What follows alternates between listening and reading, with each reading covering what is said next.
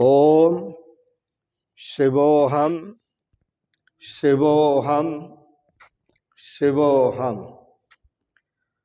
ओम सच्चिदानंद रूपाय विश्वोत्पत्त्यादि Hathaway तापत्रय विनाशाय श्रीकृष्णाय वयं नमः। श्रीकृष्णाय वयं नमः। ओम अखंडानंद बोधाय शिष्य संतापहारिणे सच्चिदानंद रूपाय तस्मै श्री गुरवे नमः। तस्मै श्री गुरवे नमः। तस्मै श्री गुरवे नमः। तस्मै श्री गुरवे नमः।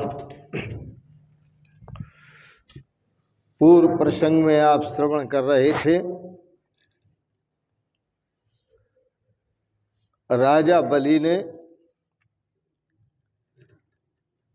वामन भगवान को कह दिया, महाराज आप पवित्र ब्राह्मण हैं और अब मुझे पता चला कि आप साक्षात नारायण का स्वरूप हैं, विष्णु का अवतार हैं।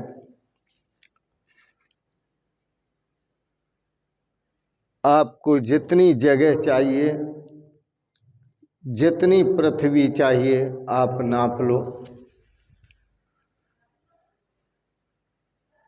वस्तुतः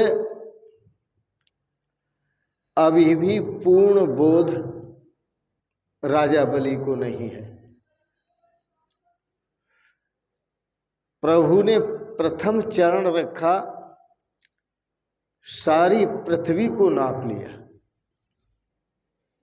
जब मांगने आए और मांग रहे हैं तब केवल 7 वर्ष के थे, और जब पृथ्वी को नापने का नंबर आया तो विराट रूप धारण कर दिया। बोलो विराट भगवान की जय। अब दूसरे चरण को नापना है, क्योंकि 3 पैग भूमि नापी बल लीनो छल। जब दूसरे चरण को नापा, चरण से नापा, तो ब्रह्मलोक नाप लिया। अब तीसरा चरण जो रह गया वो कहाँ रखा जाए?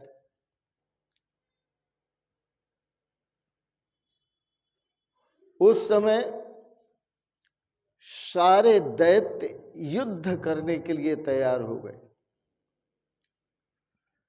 परंतु समय प्रतिकूल था, इसलिए वो युद्ध नहीं कर सके। समय का बड़ा अंतर होता है। यदि किसी भी कार्य को प्रारंभ किया जाए तो सुंदर समय देखकर ही करना चाहिए। वामन भगवान इधर उधर देखने लगे कि यह तीसरा चरण में कहाँ रखूं।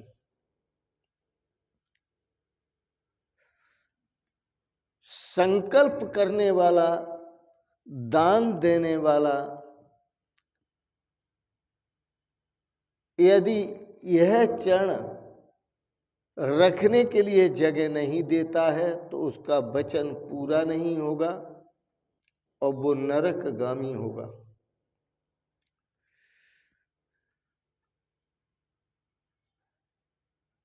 उसको लगा बलि को कि प्रभु मुझे छलने आए हैं। ऐसा जब लगा, क्योंकि जब आए थे तो 7 वर्ष के बटुक थे, ब्रह्मचारी थे, और अब पृथ्वी को जब नापने लगे तो विराट रूप धारण कर लिया। बलि राजा निष्पाप हैं, उन्होंने कोई पाप नहीं किया है, इसलिए बलि राजा से राज्य प्राप्त करने के लिए, देवों के लिए वापस राज्य प्राप्त करने के लिए भगवान ने युद्ध नहीं किया। और भगवान भी निष्पाप हैं, भगवान जो भी छलबल करते हैं, आपको लगता है कि ये पाप करते हैं। भगवान बहुत राक्षसों का संहार करते हैं, आपको लगता है मारना पाप है, ये पाप करते हैं। लेकिन भगवान कभी पाप नहीं करते, सदा निष्पाप हैं। भगवान किसी को भी नहीं मारते। जब भी मारता है तो उसका पाप ही उसे मारता है। रावण किसी को मारता नहीं, हत्यारा राम अपने आप मर जाते हैं कर कर खोटे काम। राजा बलि ने कहा, महाराज आपने मेरे साथ कपट किया है, और अब जो तीसरा चरण है आपका, आप मेरे पर सिर पर रख दो। और जैसे तीसरा चरण सिर पर रखा तो बल भेज दियो पाताल,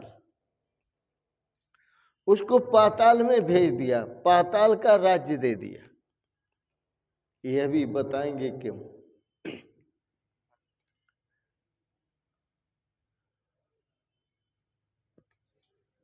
बलि राजा को भगवान ने क्यों छला? क्योंकि इस यज्ञ में बलि राजा ने गणपति भगवान की पूजा नहीं की, और विष्णु भगवान के कहने पर भी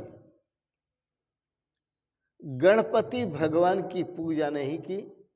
उसने साफ मना कर दिया कि मैं गणपति की पूजा नहीं करूंगा, मैं विष्णु भगवान की पूजा करूंगा, मैं वैष्णव हूं। तो उसने गणपति भगवान की पूजा नहीं की, इनकार कर दिया। यह उसकी भेद दृष्टि थी। वह भगवान विष्णु को और समझता है और गणपति भगवान को और समझता है। जिसके अंदर भेद बुद्धि होती है वह धर्माचरण नहीं कर पाता, क्योंकि भेद बुद्धि अधर्म का स्वरूप है और अभेद बुद्धि धर्म का स्वरूप है।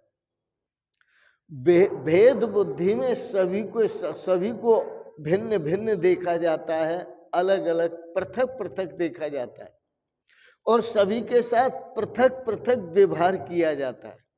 देखा भी सबको पृथक पृथक जाता है, भिन्न भिन्न देखा जाता है, और व्यवहार भी सबके साथ पृथक पृथक किया जाता है। तो ये भेद दृष्टि थी। जब तक अनन्य भक्ति साधक को सिद्ध नहीं होती तब तक उस साधक को श्रेय की प्राप्ति नहीं होती। यह आप निश्चित समझिए।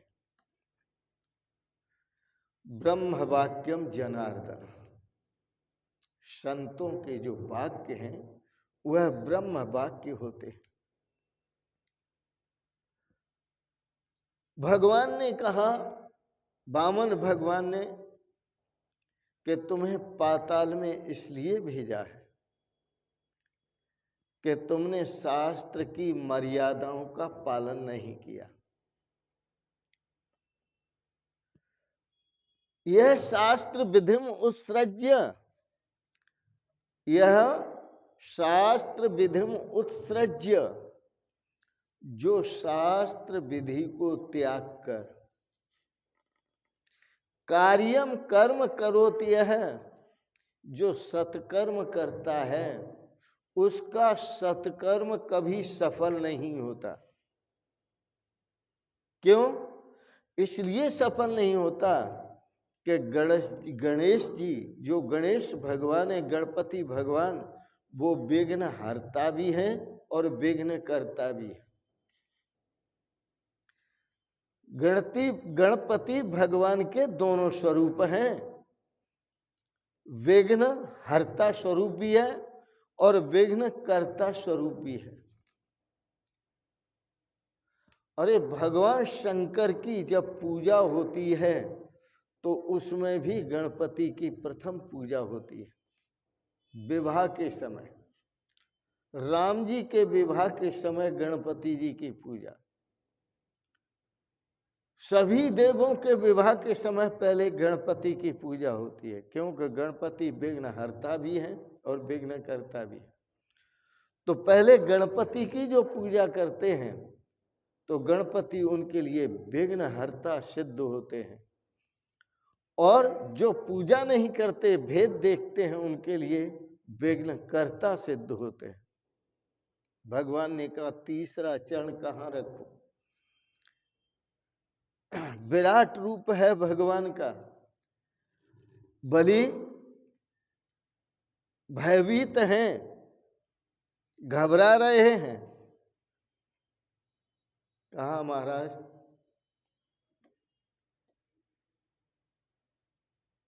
मैं क्या कह सकता हूं। इतने में राजा बलि की धर्म पत्नी, आजकल व्यक्तियों ने तो भोग पत्नी मान रखा है, जबकि शास्त्रों में भोग पत्नी का कहीं वर्णन नहीं है, धर्म पत्नी का वर्णन है। और उसे भोग पत्नी मान करके उसके बिना रह नहीं सकते। यदि उन्हें बाहर रहना पड़े तो भी उसकी याद आती है। वो अपनी पत्नी के इर्द गिर्द, उनकी जो मानसिकता है वो अपनी पत्नी के इर्द गिर्द घूमती रहती है। परंतु विंध्यावली की जो पत्नी थी वो सत्कर्म के महत्व को समझती थी। वह वहां आ गई और आकर के उसने निवेदन किया वामन भगवान से, महाराज ये सभी की सभी, सारी की सारी ही तो कर्म भूमि है, और जो सभी पूरी की पूरी जो कर्म भूमि है, तो आप इनकी सिर पर चरण रखिए, सिर पर चरण रखिए। अब आप विचार कीजिए कि वो अंतिम चरण सिर पर रखा भगवान ने, बलि भेज दियो पाताल, उसे पाताल का राज्य दिया। सिर्फ राजा बलि की पत्नी धर्म पत्नी है, इसलिए, क्योंकि धर्म हर जगह रक्षा करता है। भगवान ने बलि को मारा नहीं, उसके साथ युद्ध नहीं किया, उसको पाताल में भेज दिया। क्यों भेजा? यह रहस्य है। बलि समझता था राज्य मेरा है, बलि समझता था कि संपत्ति मेरी है, बलि समझता था कि पत्नी और बच्चे जो हैं मेरे हैं। अरे इनको मेरा के ना, धन संपत्ति को, घर परिवार को, पत्नी को, बच्चों को, इनको मेरा के ना, ये बड़ा पाप है। महाभारत को याद करो आप। महाभारत में जो कौरव थे, और कौरवों में धृतराष्ट्र, उसे समझना चाहिए धूर्त राष्ट्र, वो धृतराष्ट्र नहीं था, धूर्त था। उसने शब्द उच्चारण किया था मामकाह, पांडवाश्चैव, ये मेरे हैं। माम का, ये मेरे हैं। राज्य मेरा है, पुत्र मेरे हैं, इसलिए उसका नाश हुआ। गीता में जो सबसे पहला शब्द आता है और गीता दर्शन का जो प्रारंभ होता है वो धर्म शब्द से होता है, और गीता का जो अंतिम शब्द है वह 18 अध्यायों का उपदेश देने के बाद जो शब्द आता है वो मम शब्द आता है। तो आप विचार करें, गीता दर्शन हमें उपदेश देता है कि संसार में हमारा कोई भी नहीं है, धर्म मम, केवल धर्म ही हमारा है। बड़ा सुंदर है। धर्म क्षेत्रे कुरुक्षेत्रे समवेतायुत्सवः माम का पांडवाश्चैव किम कुर्वत संजय। ये धृतराष्ट्र ने पूछा था संजय से।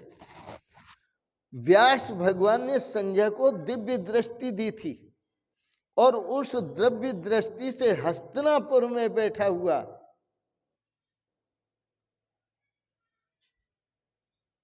हस्तिनापुर में बैठे हुए संजय कुरुक्षेत्र में हो रहे युद्ध को देख रहे थे। कितनी दूर कुरुक्षेत्र है और कितनी दूर, वहां से कितनी दूरी हस्तिनापुर की है।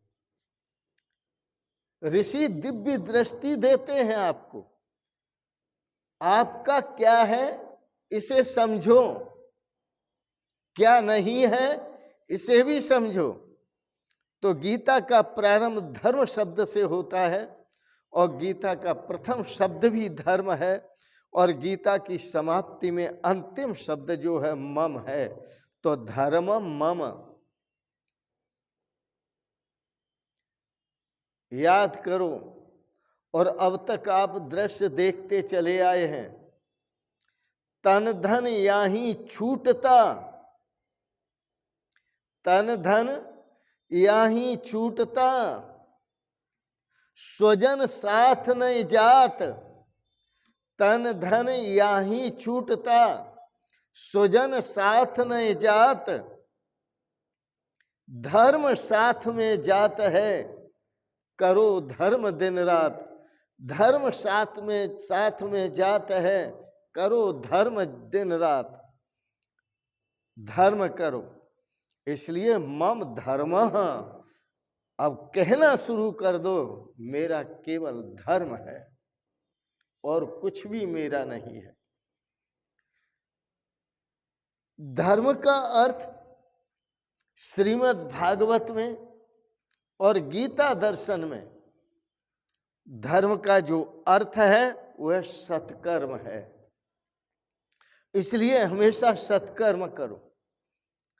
अपने अंतःकरण से, मन से, बुद्धि से, शरीर से, इंद्रियों से, अपनी भावनाओं से, सद्भावनाओं से सत्कर्म करो, क्योंकि तुम्हारी रक्षा करने वाला यह सत्कर्म ही है। तो धर्म का दूसरा अर्थ सत्कर्म होता है। इसलिए आप धर्म को अपना माने।